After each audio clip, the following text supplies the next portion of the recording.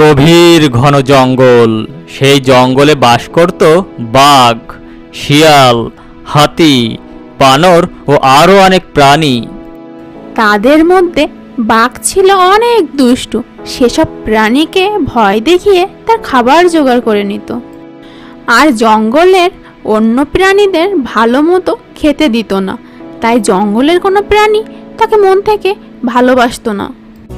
দুদিন হয়ে গেছে, কোনো শিকারের দেখা নেই। কাকে ভয় দেখিয়ে যে শিকার জোগাড় করি। এমন সময় তার সামনে দিয়ে হেঁটে যাচ্ছিল এক কুকুর। এই কুকুর, এদিকে আয়।